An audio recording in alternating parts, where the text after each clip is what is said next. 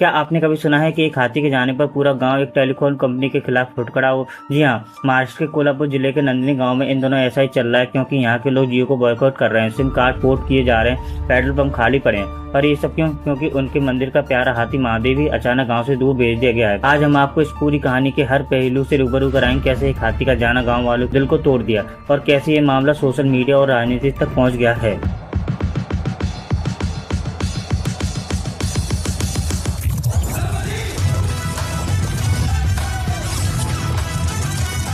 Nandini village और महादेवी की कहानी। नंदिनी विलेज और सिलोल तालुका कोल्हापुर एक शांत धार्मिक और परंपराओं से जुड़ा हुआ इलाका। यहाँ एक प्राचीन मंदिर जहाँ सालों से आती महादेवी आशीर्वाद देती आई हैं।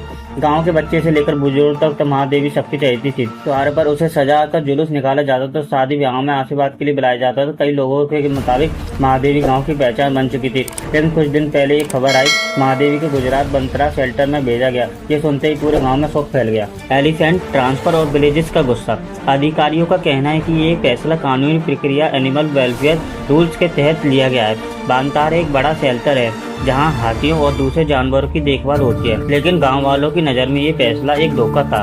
उनका कहना था, हमें बिना बताए हमारे मंदिर का हाथी कैसे ले जाया जा सकता है। उनके लिए एक सिर्फ एक एनिमल ट्रांसफर नहीं, बल्कि उनकी आस्था पर चोट थी। कुछ लोगों ने इसे सीधा रिलायंस ग्रुप से जोड़ा, क्योंकि वह बांतारा के पीछे कंपनी का नाम भी जुड़ा हुआ था और यहीं से शुरू हुआ था बॉयकॉट जियो। बॉयकॉट की शुरुआत। गांव के लोगों ने तय किया कि रिलायंस से जुड़ी हुई किसी भी चीज का इस्तेमाल नहीं करेंगे।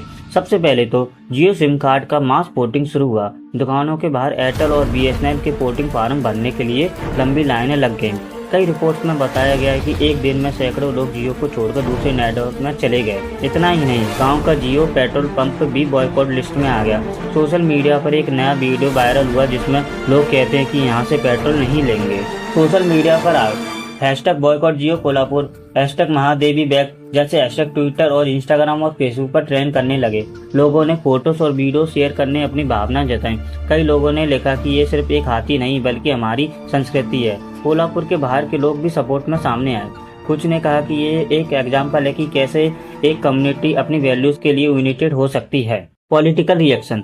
मामला बढ़ता देख महाराष्ट्र के मंत्री प्रकाश आंबेडकर ने बांतारा शेल्टर के अधिकारियों से मुलाकात की। उन्होंने विलेजर्स की मांग सुनी और कहा कि इस मामले को कानूनी तरीके से सुलझाने की कोशिश होगी। गांव वालों की एक डिमांड है, महादेवी को वापस लाया जाए। स्थानीय नेता ने भी गांव के दौरा किया और मीडिया के सामने विलेजर्स के साथ खड़े रहे। ये साफ था कि ये एक लोकल इशू नहीं रहा, बल्कि राजनीतिक महत्व का मामला बन चुका था। रिलायंस और सिंबॉलिक प्रोटेस्ट। अब सवाल ये है कि जियो को बॉयकॉट हाथी से कैसे जुड़ गया। असल में विलेजर्स ने इस सिंबॉलिक को प्रोटेस्ट के तौर पर चुना। रिलायंस ने जुड़े प्रोडक्ट और सर्विस को छोड़ना उनके लिए एक मैसेज था कि जब तक हमारी मांग पूरी नहीं होगी, हम आर्थिक तौर पर कंपनी को सपोर्ट नहीं करेंगे। पहले भी भारत में हमने देखा है कि फार्मर्स प्रोटेस्ट के समय जियो के टावर को तोड़े गए थे, सिम कार्ड जलाए गए थे, लेकिन यहाँ केस अलग है। यहाँ कॉज प्योरली इमोशनल और रिलीजियस है। ग्राउंड वर्सेस विलेजर्स की क्विटेज स्टाइल में। एक बुजुर्ग महिला कहती, महादेवी हमारी बेटी जैसी थी, उसे छीन ले गया है। एक युवक कहता है, जो हमारे गांव से पैसा कमाता है और हमें हमारे हाथी से ही दूर करता है। एक दुकानदार कहता है, पहले दिन 50 लोगों ने एयरटेल में पोर्ट करा, अगले दिन 100 ने। अब जियो का नाम लेने वाला भी कोई नहीं है। इन आवाजों से साफ ये है कि एक प्रोटेस्ट सिर्फ गुस्सा नहीं है, बल्कि एक गहरी चोट की प्रतिक्रिया है। बिगर पर्सपेक्टिव। ये मामला हमें सोचने पर मजबूर करता है, क्या इस तरह बॉयकॉट वाकई असर डालता है? कई बार सिंबॉलिक प्रोटेस्ट मीडिया और पॉलिटिकल प्रेशर बढ़ा देता है, जिससे फैसले बदले जा सकते हैं। दूसरी तरफ कुछ लोग कहते हैं कि टेलीकॉम बॉयकॉट से ज्यादा असर नहीं होगा, असली लड़ाई तो लीगल वे से लड़नी चाहिए। लेकिन विलेजर्स के लिए बॉयकॉट एक आइडेंटिटी स्टेटमेंट है, हम यूनाइटेड हैं। तो दोस्तों, ये थी कोल्हापुर के नंदिनी गांव की कहानी। एक हाथी, एक मंदिर और बॉयकॉट जैसी जिसने पूरे देश का ध्यान खींच लिया।